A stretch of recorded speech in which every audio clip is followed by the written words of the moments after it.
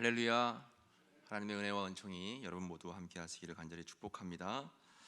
이제 추운 겨울이 거의 지나가고 따뜻한 봄이 오는 가운데 있습니다. 그런데 봄은 그냥 오지 않죠. 꼭 낮과 밤의 기온 차이가 심한 환절기를 지나야 봄이 옵니다. 요즘이 딱 환절기죠. 여러분, 환절기에 건강을 조심하시기 바랍니다. 날씨가 좋았다가 또 날씨가 갑자기 차가워지기도 하고 온도가 올라갔다가 온도가 내려가기도 합니다. 오늘 이렇게 얘기 들어보니까 우리 교회 본당에 보일러가 고장났습니다. 현재. 그래서 보일러를 1시간 전서부터 가동하다가 지금 결국 이제 안 돼서 보일러가 지금 안 되고 가동이 안 되고 있거든요. 좀 추우시죠? 네. 몸 온도 관리를 잘 하시기 바랍니다. 갑작스럽게 우리 인생에는 이렇게 보일러가 고장나듯이 뭔가 계획되지 않은 어려움들이 찾아올 때가 많이 있다라고 하는 것이죠. 그래서 이러한 어려움이 찾아올 때에 또 힘든 문제가 찾아올 때 우리가 그 아픔과 어려움 또 여러 가지 좋지 못한 환경들을 어떻게 이겨 나가느냐, 그것이 굉장히 중요하다라고 하는 것입니다. 요즘과 같이 변덕스러운 날씨, 이렇게 환절기 날씨가 우리 인생과 비슷하다라고 그런 이야기들을 합니다. 그래서 좀 인생이 문제가 순탄하게 잘 풀려서 이제는 좀 괜찮다 생각이 들면 어느 날 갑자기 또 어려운 문제가 생기기도 하고요. 너무 힘들고 어려운 일들이 계속해서 겹쳐가지고 정말 좌절 가운데 있을 때 또 갑자기 또 일이 풀려지기도 하고 그렇죠. 그래서 우리 인생을 일희일비하지 말라라고 하는 말이 있습니다. 너무 좋아하지도 말고 너무 좌절하지도 말라라고 하는 것입니다. 언제 그랬냐는 듯이 어려움이 금방 해결되기도 하고 또 언제 그랬냐는 듯이 아픔이 찾아오기도 합니다. 그래서 우리 믿는 사람들은 늘 항상 겸손함을 잃지 말고 주님을 의지하며 나아가는 귀한 삶을 살아야 된다라고 하는 거죠. 어쨌든 우리 인생은 산 넘어 산이고 또 파도 넘어 파도입니다. 변덕스러운 날씨와 같은 우리 인생 가운데서 어떻게 하나님을 의지하느냐가 참으로 중요한 문제이죠. 오늘 우리가 읽은 본문의 말씀에도 보면 지금 제자들이 풍랑을 만나가지고 생사를 가늠할 수 없는 어려운 가운데 빠졌습니다.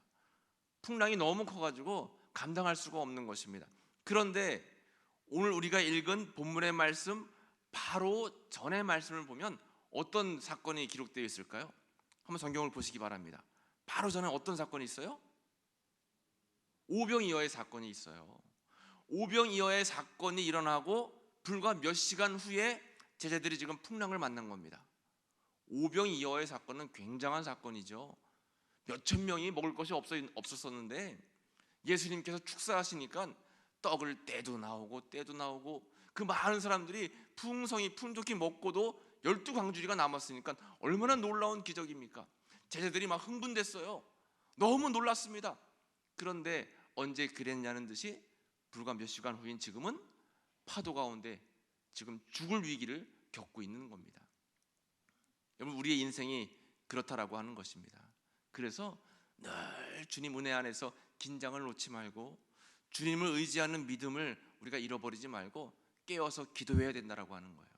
그렇지 않으면 언제 어떻게 우리가 어려움 속에 빠질지 모른다라고 하는 것입니다.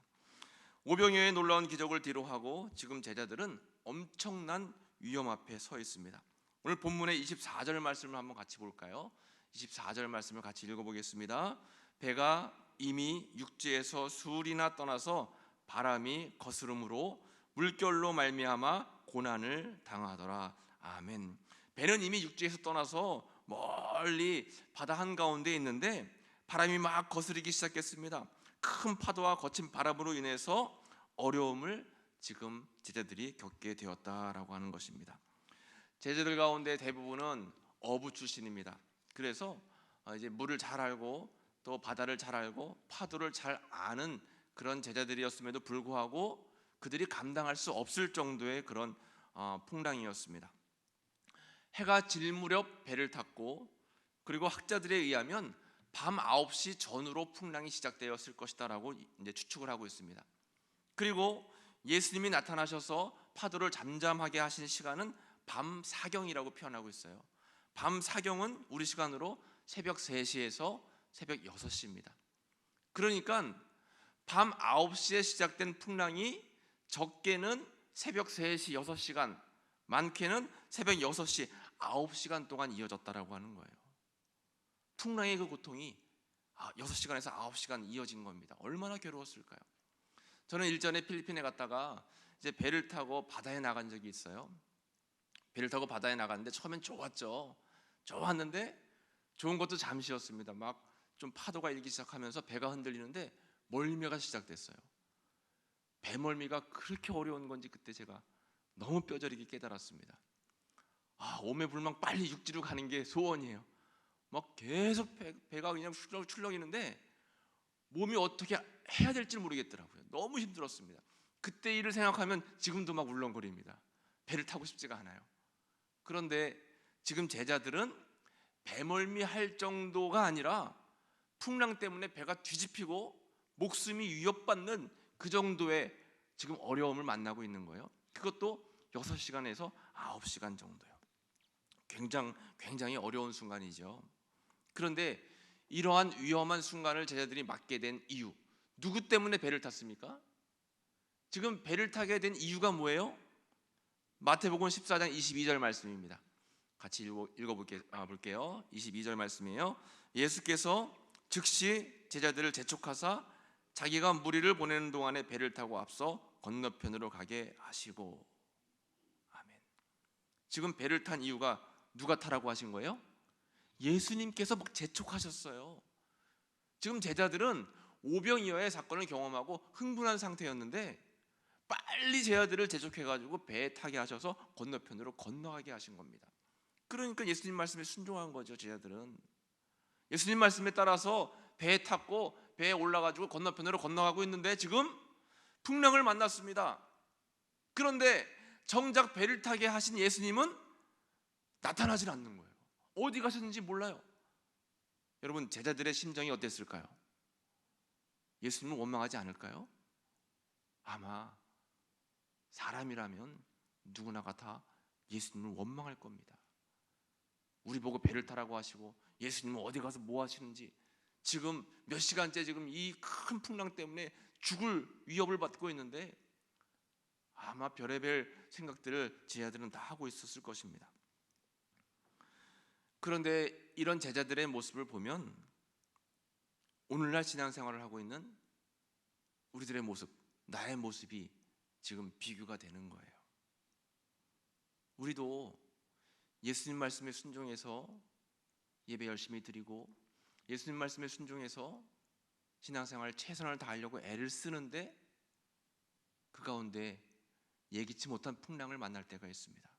분명히 예수님 믿으면 복 받는다고 했고, 분명히 예배 잘 드리면 또 봉사하고 헌신하면 모든 일이 형통한다고 했고, 기도하면 병에서부터 해방돼서 건강이 회복된다고 했는데 우리 인생엔 예수님 말씀에 순종한 그대로 순종함이 나타나지 않을 때가 많아요.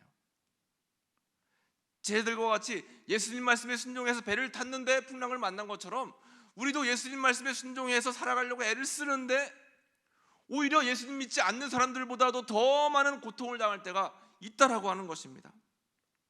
그리고 그 어려움 속에서 문제를 해결해 달라고 날마다 기도합니다. 새벽부터 교회에 나와가지고 하나님 도와주세요 기도하는데 하나님께서 응답이 없어요.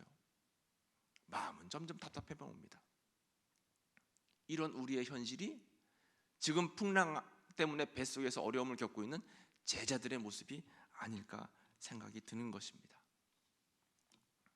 이렇게 어려움 속에 있는 제자들은 밤 사경을 맞게 되었습니다. 마태복음 14장 25절 말씀에 보면 밤 사경에 예수께서 바다 위로 걸어서 제자들에게 오시니. 아멘. 밤 사경에 예수님께서 결국 오셨는데, 밤 사경이라고 하는 것은 좀 전에 말씀드린 것처럼 새벽 3시에서 6시 사이, 어둠이 가장 두껍게 깔려있는 그 시간입니다. 파도는 거세게 불어닥치고 어둠은 점점 짙어만 가고 예수님은 나타나지 않으시고 제자들은 목숨의 위험을 받고 있습니다. 점점 지쳐갔습니다. 여러분 혹시 신앙생활 하시면서 육적으로 영적으로 탈진하고 지치는 그런 상황들을 맞이할 때가 있지 않으십니까? 여러 가지 문제로 인해서 거대한 파도처럼 삶을 뒤흔드는 그 풍랑 앞에 마음이 무너질 때가 있지 않습니까? 그러나 분명히 이렇게 예수님께서 제자들에게 배를 타게 하신 이유가 있고 풍랑 일게 하신 이유가 있고 또 밤 사경에 예수님께서 뒤늦게 나타나신 이유가 반드시 있다라고 하는 것입니다. 오늘 이 말씀을 통해서 제자들에게 하신 그 하나님의 놀라운 은혜가, 제자들을 위해서 하신 놀라운 은총들이 여러분들의 삶 속에, 우리들의 삶 속에 깨달음으로 오늘 본문을 통해서 나타나시기를 간절히 축복합니다. 예수님 말씀에 순종하다가 고통을 당할 때가 있습니다. 그것은 어떤 의미일까요? 첫 번째, 예수님의 능력을 경험한다라고 하는 것입니다. 한번 따라해 볼까요? 예수님의 능력을 경험합니다. 그렇습니다, 여러분. 지금 제자들은 예수님의 말씀에 순종했다가 풍랑을 만나는 고통을 당하고 있습니다. 그러나 그 고통은 더 큰 기적을 경험하기 위한 전 단계인 것을 깨달아야 됩니다. 순종했기 때문에 어려움을 겪었지만 그것 때문에 풍랑을 잠잠하게 하고 바다 위를 걷는 예수님의 능력을 경험하고 체험했다라고 하는 거죠. 오병이어의 기적을 경험한 이후에는 제자들이 신앙 고백이 없어요. 그냥 그것을 보고 말았습니다. 그냥 흥분하고 좋고 말았어요. 그런데 이러한 풍랑을 잔잔하게 하시는 예수님의 기적을 체험한 후에 뭐라고 신앙 고백을 하는가 하면 33절 말씀해 보시면 배에 있는 사람들이 예수께 절하며 이르되 진실로 하나님의 아들이로소이다 하더라. 아멘. 예수님의 능력을 경험하고 정말 예수님은 하나님의 아들입니다, 정말 살아계신 능력의 종이십니다라고 고백을 하고 있는 거예요. 만약에 제자들이 이런 풍랑을 경험하지 못했고 어려움 속에 있지 않았다라면 이러한 파도를 잠잠하게 하시는 능력을 경험할 수 있었을까요? 바다 위를 걸어오시는 예수님의 능력을 경험할 수 있었을까요? 없었습니다, 여러분. 요즘 사람들의 신앙생활이 어떨까요? 어떠한 직분 맡고 사명 감당하는 것을 좋아하지 않습니다. 평범하게 조용하게 있는 듯 없는 듯, 없는 듯 있는 듯, 그렇게 신앙생활 하려고 누구나가 다 애쓰고 노력해요. 그래서 젊은이들이 결혼하면 큰 교회 갑니다. 목사님이 나를 아는 듯 모르는 듯, 모르는 듯 해야지 일을 덜하고 아는 듯 해야지 그래도 천국 갈 수 있는 뭔가 건덕지가 있어요. 그래서 작은 교회, 내가 뭔가 일을 해야 될 교회를 선호하지 않습니다. 주일 성소도 상황에 따라서 할 때도 있고 내가 못하면 못할 수도 있고, 예물 생활도 마찬가지예요. 11조는 더더군다나 그렇죠. 내 형편이 좀 괜찮으면 11조 할 수도 있고 아니면 뭐 안 할 수도 있는 것입니다. 기도 생활은 더더군다나 그렇죠. 그러나 여러분, 이렇게 편함을 추구하면서 교회에 왔다 갔다 신앙생활을 내가 좀 이렇게 편안하게 할 수는 있을지 모르지만 그런 사람들은 살아계신 하나님의 능력을 경험할 수 없다라고 하는 거예요. 하나님의 은총이 무엇인지, 하나님의 능력이 무엇인지, 하나님의 역사가 무엇인지, 나를 위해서 일하시고 있는 하나님을 경험할 수 없다라고 하는 겁니다. 그냥 그저 그런 평범한 신앙생활, 그거밖에 될 수 없어요. 신앙의 모양은 있는데 능력이 없는 것이죠. 경건의 모양은 있는데 경건의 능력이 절대로 없다라고 하는 것입니다. 예수님은 제자들의 그러한 평범한 신앙의 모습을 좋아하지 않으셔서 더 하나님을 체험하고 더 예수님의 능력을 경험하기 위한 많은 간증들을 남기기 위해서 지금 이러한 일들을 주님은 계획하고 계시다라고 하는 것입니다. 성경에 나와 있는 많은 신앙의 위인들이 놀라운 역사와 기적을 체험할 때 꼭 고난과 역경의 통로를 통과했다라고 하는 사실을 우리는 기억해야 됩니다. 신앙의 선조들도 마찬가지죠. 예전에 우리 어른들은 여기도 많이 계시지만 정말 먹고 살기 힘들고 어려운 시절에도 최선을 다해서 신앙생활을 했고 그 가운데 놀라운 주님의 역사들을 많이 경험했습니다. 우리 어른들 꼭 이야기 나눠보면 우리는 예전에는 그런 것들이 다 하나님을 경험한 이야기들이에요. 체험한 이야기들입니다. 그런데 요즘 젊은 사람들은 하나님을 경험하고 체험한 그런 간증거리가 별로 없습니다. 우리 성경이 그거잖아요. 신앙의 간증을 엮은 그 간증책이 바로 성경책 아닙니까? 역경을 겪으면서 고난을 통과하면서 주님이 나에게 이렇게 역사하셨다라고 하는 것을 고백하는 것이 바로 성경 아니겠습니까? 여러분, 믿음의 조상이 된 아브라함, 그냥 믿음의 조상이 됐을까요? 나이 많았을 때 하나님께서 불러주셨습니다. 그 부름에 순종했기 때문에, 그리고 또 나이 많아 얻은 아들을 바치라고 했을 때 그 하나님 말씀에 순종했기 때문에 아브라함은 쓰임받을 수 있었습니다. 요셉은 어땠을까요? 요셉은 그냥 애굽의 총리가 되었을까요? 형들에게 인신매매를 당하고 억울한 성추행범으로 몰려서 감옥 생활을 했습니다. 다니엘도 마찬가지입니다. 다니엘도 바벨론의 총리가 된 것 거저된 것이 아닙니다. 어린 나이에 조국이 망한 것을 보았고 또 포로로 끌려가서 이산 가족이 되었습니다. 성경에는 다니엘이 죽는 날까지 부모님을 만났다라고 하는 이야기가 없습니다. 이러한 고통과 역경을 믿음으로 순종하며 잘 이겨낸 사람들이 주님께서 역사하시는 능력을 체험했고 크게 쓰임받았다라고 하는 것입니다. 그러므로 말씀에 순종해서 그 뒤에 고난이 찾아온다라고 하면 그것은 하나님의 역사하심과 또 하나님의 놀라운 은혜를 경험하는 바로 전 단계인 것을 꼭 깨닫기를 간절히 축복합니다. 순종이 없는 그런 풍랑을 피하는 것만 자랑하는 그리스도인들이 되면 안 돼요. 여러분, 형통이라고 하는 것은 내 삶에 아무것도 없는 게 형통이 아니에요. 내 삶에 아무 문제가 일어나지 않는 것이 형통이 아니라고 하는 것입니다. 요셉은 엄청난 형통을 경험했던 형통의 사람이었는데 그의 삶은 풍랑의 연속이었잖아요. 그런데도 형통했다라고 성경은 기록합니다. 진정한 형통은 아픔과 어려움 가운데에 주님의 역사를 경험하고 더 성숙한 그리스도인으로 변해가는 모습, 그 신앙을 가지고 있는 것을 형통이라고 표현하는 것입니다. 그러므로 우리는 기도할 때마다 하나님, 형통해서 풍랑을 만나지 않게 해주세요라고 기도할 것이 아니라 풍랑을 만난다 할지라도 풍랑을 이겨낼 수 있는 믿음을 허락해 주옵소서 기도하시기 바랍니다. 이것이 바로 주님이 원하시고 예수님이 원하시는 능력 있는 그리스도인들의 모습이다라고 하는 것입니다.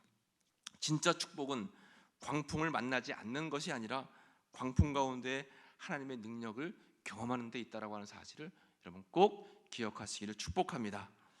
두 번째로, 예수님 말씀에 순종했다가 고통을 당할 때 우리는 예수님의 위로를 경험하게 된다라고 하는 것이에요. 예수님의 위로를 경험하게 됩니다. 예수님이 문제를 겪고 있는 제자들에게 이제 찾아오셨어요. 그런데 문제를 해결해 주시기 전에, 풍랑을 잠잠하시기 전에 먼저 행하신 것이 있습니다. 그것은 바로 어려움 속에 빠져 있고 두려움 속에 사로잡혀 있었던 제자들을 위로하셨다라고 하는 거예요. 마태복음 14장 27절 말씀입니다. 함께 읽어보겠습니다. 예수께서 즉시 이르시되 안심하라, 나니 두려워하지 말라. 아멘. 아직 광풍의 변화는 없었습니다. 아직 풍랑이 잦아들지 않았어요. 그러나 그 와중에 풍랑이 잦아들기 전에 예수님께서 제자들의 마음 상태를 살펴보시고 두려워하지 말아라, 안심하라, 나니 안심해라 하면서 위로의 말씀을 전해주셨다라고 하는 것입니다. 안심하라라고 하는 말씀은 용기를 가져라라고 하는 그런 말씀이죠. 우리 삶 가운데서도 풍랑을 만나고 또 고통과 어려움을 당할 때 우리의 힘든 상황은 아직 변화되지 않고 어려운 문제는 아직 해결되지 않더라도 하나님께서는 여러 가지 방법을 통해서 우리들을 위로하고 계시다라고 하는 사실이에요. 그래서 하나님은 위로의 하나님이십니다. 위로의 하나님이세요. 여러분, 첫사랑이 사람의 마음을 설레게 한다 그렇게 이야기하잖아요.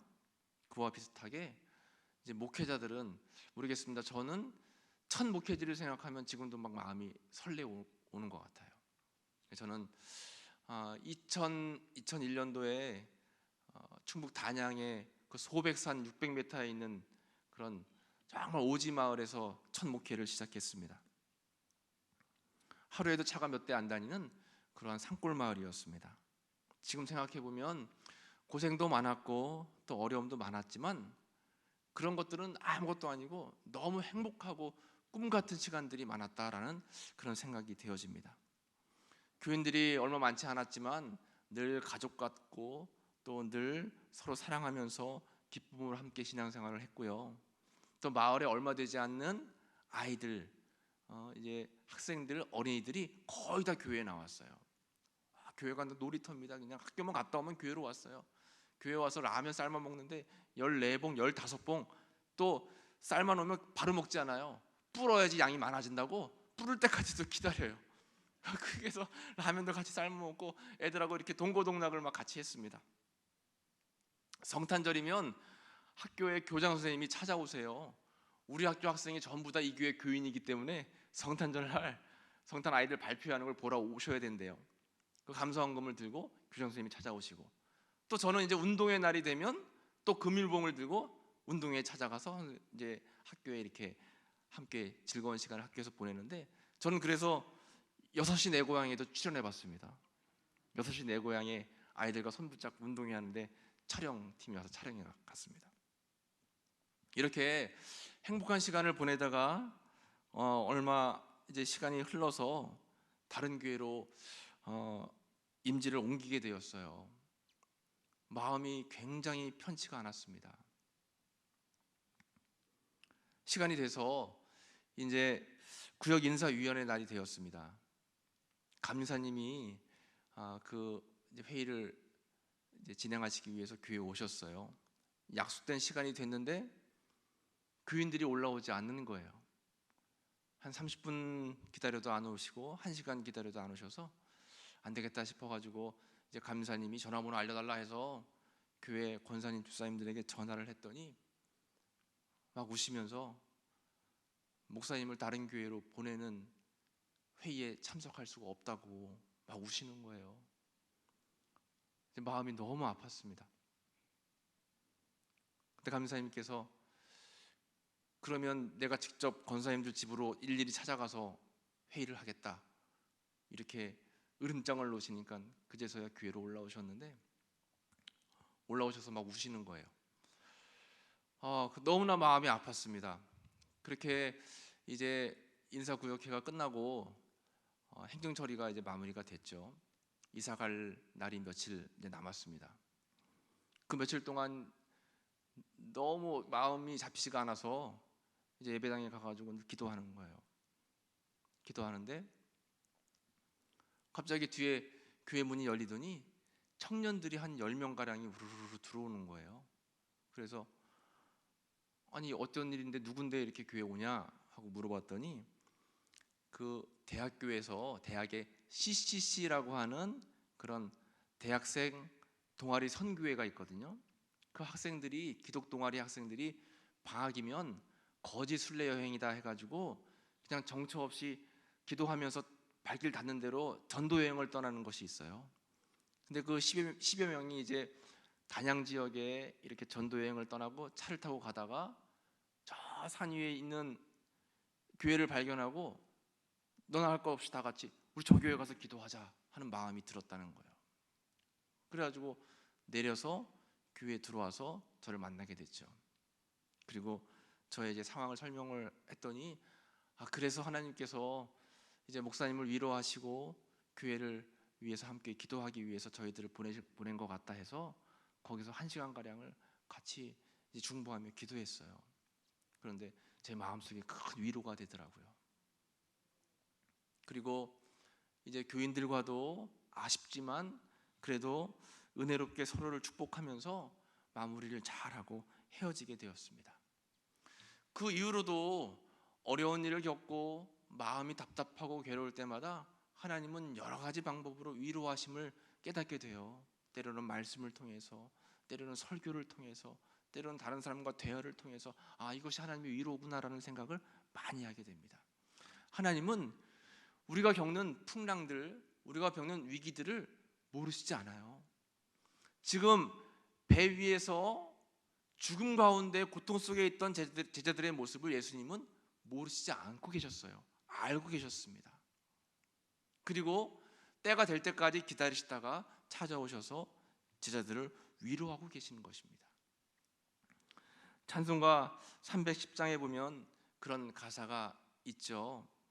아, 하나님의 은혜로 이 쓸데없는 자 왜 구속하여 주는지 난 알 수 없도다.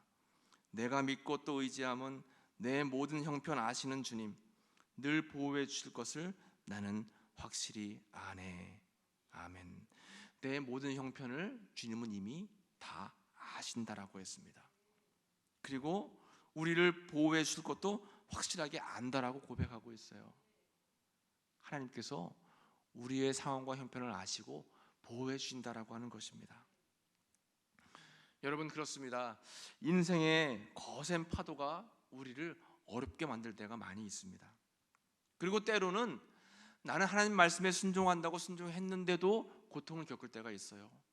하나님의 일을 한다고 했는데 어려움 당할 때가 있잖아요. 교회에서도 남들이 하기 싫은 그런 직임을 내가 맡아가지고 나는 하느라고 했는데 남들에게 오해를 받거나 듣기 거북한 말을 듣거나 힘든 순간을 겪을 때가 있습니다.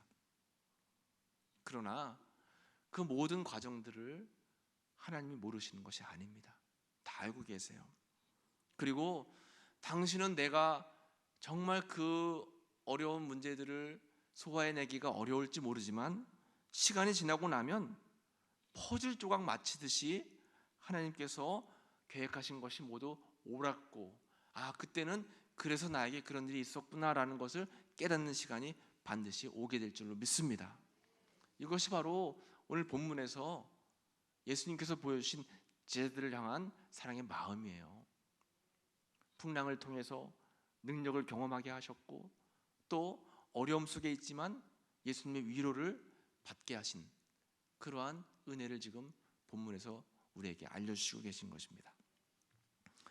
1957년에 한국에 들어오셔서 성공의 신학교 학장으로 7년 동안을 섬긴 분이 계신데 그분이 바로 대천덕 신부님이십니다. 이분이 성공의 신학교 학장으로 7년 동안 계셨는데 하루는 기도하는데 그런 음성이 들렸다는 거예요. 하나님께서 말씀하시기를 내가 너를 한국에 보낼 때는 가장 힘들고 어려운 사람들을 돌보고 섬기라고 보냈지 대학교 학장으로 보낸 것이 아니다. 이런 음성을 들었다는 거예요. 그래서 그 음성을 들은 즉시 사표를 학교에 내고 대한민국에서 가장 어렵게 살고 있는 오지 산골 마을이 어딜까 찾아봤더니 강원도 정선의 하삼이라고 하는 곳이었다라고 해요. 차를 타고 가서도 내려서 사흘길을 걸어야만 들어갈 수 있는 그 마을이 하삼이라고 하는 마을이었습니다. 그 마을로 들어가셔가지고 예수원을 이제 세우셨고 47년간 힘들고 고단한 사람들을 위로하고 또 섬기고 나누고 베푸는 일들을 감당했다라고 하는 거예요. 대천동 신부님이 세계를 다니면서 복음을 전하고 전국을 다니면서 말씀을 전하고 또 구호물자를 얻어오면 그 구호물자를 창고에 잘 보관해 놨는데 그 창고를 보관했던 사람이 바로 조병호라고 하는 사람이었다고 합니다. 그런데 하루는 대천덕 신부님께서 말씀을 전하러 서울로 간 사이에 그만 이 창고에 불이 났어요. 창고를 관리했던 이 조병호라고 하는 사람이 어떻게든 불을 꺼보려고 애를 썼는데 결국 그 안에 있던 구호물자가 다 불에 타버리고 말았습니다. 바닥에 철퍼덕 주저앉아서 눈물을 흘리면서 어떻게 해야 되나 고민했지만 이미 다 타버리고 남은 것이 하나도 없는 상황이었죠. 신부님이 돌아오시는 날짜가 되었습니다. 어떡하나, 뭐라고 말씀드리나, 내가 어떻게 이 관리를 잘못해서 이렇게 귀한 물자들을 다 태워버렸으니 어떡하나 고민하면서 이제 신부님을 이제 마중 나가서 만났어요. 그래서 3시간, 4시간 터벅터벅 다시 예수원으로 걸어오는데 말씀을 드려야 되는데 입에서 떨어지지가 않는 거예요. 그러다가 결국 저 멀찌감치 예수원이 보이기 시작하니까 그때서야 이야기하는 겁니다. 신부님, 너무 죄송합니다. 제가 관리를 잘못 못해서 그만 창고에 불이 나서 구호물자가 다 타버렸습니다. 용서해 주세요 하고 이야기했더니 신부님께서 막 웃으면서 하는 이야기가 그래도 할렐루야 그러시더래요. 그래도 할렐루야. 사람 다치지 않고 구호물자는 다시 얻으면 되고 이걸 통해서 하나님께서 베풀어 주실 은혜가 있으니까 걱정하지 말라고 그래도 할렐루야 그렇게 말씀하셨다라고 하는 겁니다. 그러면서 후에는 이 조병호라고 하는 창고 관리인이 목사님이 되셔서 간증하는 거예요. 과연 나라면 신부님처럼 그렇게 그래도 할렐루야를 부를 수 있었을까? 그 관리 좀 잘하지 뭐 한 거냐고. 조금만 더 신경 썼으면 어렵게 모은 물자들을 다 태우지 않았을 텐데 조금 더 신경 쓰지 조심성이 없었냐고. 웬만한 사람이라면 다 그랬을 텐데 사랑으로 충만했던 이 신부님은 그래도 할렐루야, 그래도 할렐루야 이렇게 이야기하셨다라고 하는 겁니다. 그래서 이 조병호 목사님은 그 이후로도 늘 항상 입에 달고 달리는 것이 뭐예요? 그래도 할렐루야, 그래도 할렐루야. 내 몸에 병이 들어도 그래도 할렐루야, 가진 돈이 없어도 그래도 할렐루야입니다. 이 이야기를 듣는데 저에게도 큰 은혜가 되었습니다. 여러분, 우리가 인생을 살아가는 동안에 힘들고 어려운 일들을 많이 만나고 겪습니다. 무거운 짐이 너무 무거워서 힘들고 괴롭고 슬플 때도 많이 있습니다. 그러나 그래도 할렐루야를 외치면서 주님께 다 맡기시는 여러분들 되시기를 간절히 축복합니다. 이제 말씀을 마치도록 하겠습니다. 풍랑의 고난을 맡고 있던 제자들은 예수님을 만났는데 예수님을 만난 그 시간은 밤 사경이었습니다. 영적으로 밤 사경은 언제였을까요? 자신의 힘과 능력 또 자신의 한계점이 드러나는 것이 밤 사경입니다. 자기의 능력으로 어떤 것도 할 수 없는 시간이 밤 사경이에요. 두 손 두 발 다 들고 더 이상은 내가 할 수 없습니다, 주님께 모든 것을 맡깁니다라고 나아갈 시간이 바로 밤 사경이라고 하는 것입니다. 밤 사경은 어두움이 가장 짙은 시간이지만 또 빛의 지배가 시작되는 새벽으로 전환되는 시간이기도 합니다. 주님께서 역사하시는 시간이 밤 사경이기도 합니다. 여러분, 밤 사경을 맞고 있다면 곧 새벽이 오고 곧 파도 위를 걸어오시는 예수님을 만날 수 있는 시간임을 여러분 꼭 기억하시면서 나를 다 알고 계신 하나님, 또 나와 함께 하시는 예수님, 또 나를 위해 기도하시는 주님을 늘 우리는 기억해야 되겠습니다. 제 아들이 고통 가운데 있을 때 예수님께서는 기도하고 계셨죠. 마태복음 14장 23절 말씀입니다. 같이 읽어볼까요? 무리를 보내신 후에 기도하러 따로 산에 올라가시니라. 저물매 거기 혼자 계시더니 아멘. 혼자 산에서 고통 가운데 있는 제자들을 생각하시면서 기도하고 계셨습니다.